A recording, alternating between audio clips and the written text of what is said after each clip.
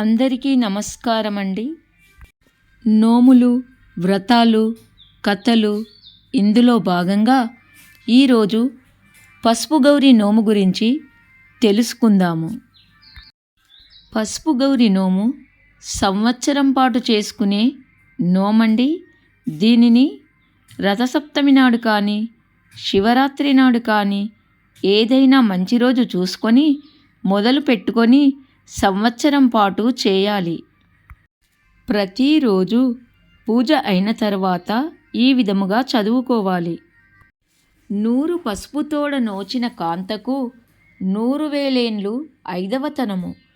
కొట్టు పసుపు నోచిన కాంతకు 1,00,00,000 ఏండ్లు ఐదవతనము.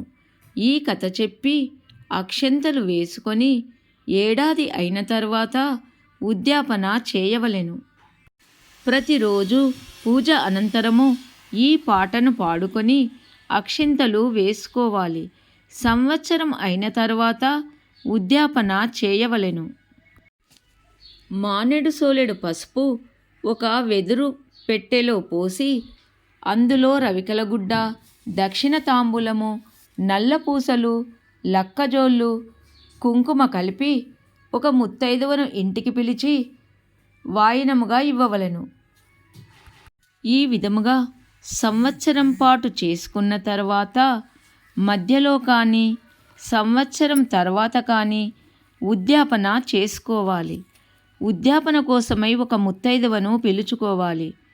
ఆ ముత్తైదవకు వాయినము తీసుకోవడానికి మా ఇంటికి ఎవరు వచ్చారు అని ఇచ్చువారు అడగాలి. పుచ్చుకునేందుకు వచ్చినమ్మా, నేను గౌరీదేవిని వచ్చాను, మీ వాయనము అందుకోవడానికి అనాలి. వీలైన వారు తప్పకుండా చేసుకోండి. కథ లోపమైనను వ్రతలోపము ఉండరాదు. అందరికీ ధన్యవాదములు.